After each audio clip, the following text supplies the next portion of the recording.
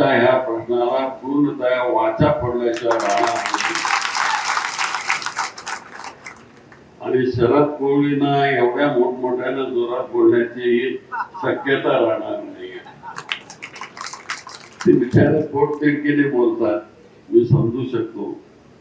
आणि सुसलाने ते शांतपणानं सगळे प्रश्न मांडतात. दोन भिन्न प्रवृत्ती आहेत, पण दोन भिन्न प्रवृत्ती देखील आपल्या समाजाचे प्रश्न सोडवण्याकरता अष्टप्रहार अशा प्रकारचा प्रयत्न करतात.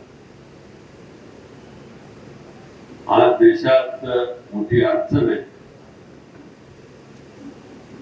आपल्या देशाचे पंतप्रधान ज्याला आपण 10 वर्षापूर्वी मोठ्या मताने निवडून दिलं, त्यांना सत्तेची आता चटक लागलेली आहे.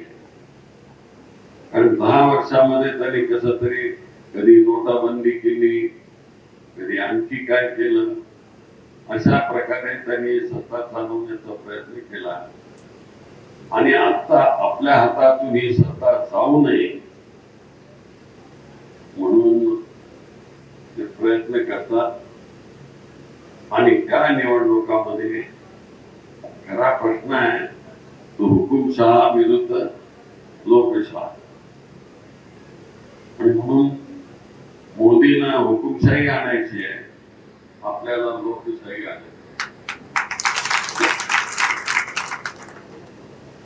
आमच्या इथली जर लोकशाही गेली, ना शरद कोळी बोलू शकतील, ना सुसलाने बोलू शकतील, ना मी बोलू शकेल.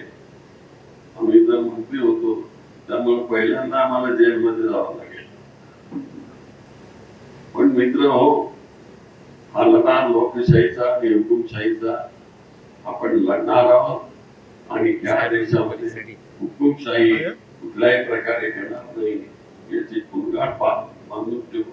या निवडणुकीला आपण प्रणितीताईला भारताच्या पार्लमेंटमध्ये पाठवणार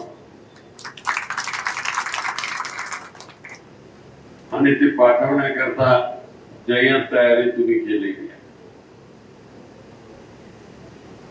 आपल्या दक्षिण सोलापूर मधले सगळे नेते इथं आलेले आहेत. दिलीपराव माने आमदार होते इथले, तेही आले. त्यांना भाषण करा म्हटलं तर ते बोलले नाही. ते म्हणाले वेळ झालाय आणि तुम्हालाही भूक लागलेली आहे म्हणून ते म्हणाले तुम्ही जरा बोलत नाही. पण या दक्षिण सोलापूर मध्ये उत्तर सोलापूरचा फार थोडा भाग येतो नदीकाठचा. आणखी आणखी वाढवू द्या का नाही. मी फार थोडं काम करतो नेमकी. कारण चिठ्ठी आली, प्रणितीताई निघालेल्या आहेत, 10 मिनिटात त्या येतील म्हणून. आणि आता आपण सगळे प्रणितीताईसाठी थांबणार आहोत.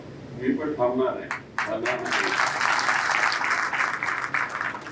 कारण ती तुमची उद्याची नेता आहे आणि माझ्यासहित आपल्या सगळ्यांचे प्रश्न ती पार्लमेंट मध्ये मांडणार. त्यामुळे तिच्याकरता थांबलंच पाहिजे. मी कुठे जातो तर आपले जे प्रश्न आहेत ते मोदी साहेब बाजूला सरतात.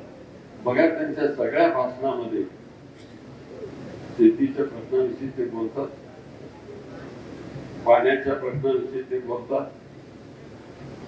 विद्यार्थ्यांच्या प्रश्नांच्या विषयी ते बोलतात.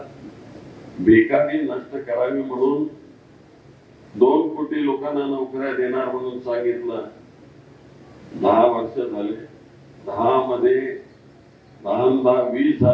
20 कोटी लोकांना नोकऱ्या दिल्या असत्या त्यांनी, पण एकाही माणसाला नोकरी दिली नाही. उलट आहे त्या नोकऱ्या काढून घेण्याचं काम मोदी साहेबांनी केलं. आपल्या सोलापुरात त्यांनी पहिल्या वेळेस सांगितलं की सुशील कुमार शिंदेजी होम मिनिस्टर है, हाँ जरूर होम मिनिस्टर है, उनके साथ ये सशस्त्र दलों का कारोबार है, 13 लाख सैन्य उनके हाथ के नीचे है और उनको ये गणवेश क्यों नहीं देते यहाँ से सोलापुर से हैंडलूम का।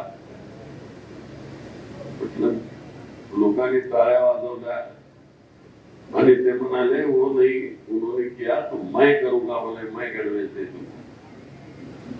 मला माहिती होतं त्यांची ही बोलाचीच करी बोलाचाच भाग होणार ते कारण एवढ्या मोठ्या उंचीवर 29,000 फुटाच्या उंचीवर हिमालयावर असा हँडलूमचे कपडे घालून तिथं टिकाव लागू शकतो का सैन्याचा त्याच्याकरता उलनची निर्मिती केली पाहिजे पण त्यांनी सांगितलं जोरात आम्ही ऐकलं आणि 10 वर्षात 1 इंच देखील कापड आपल्या सोलापूरचं त्यांनी घेतलं ते नेहमी या ठिकाणी फेकण्याचे काम करतात आणि म्हणून त्यांना लोक आता त्या भाषेत त्यांना म्हणायला लागले आमचे पंतप्रधान ते काहीतरी असं एबीपी माझा उघडा डोळे बघा नीट.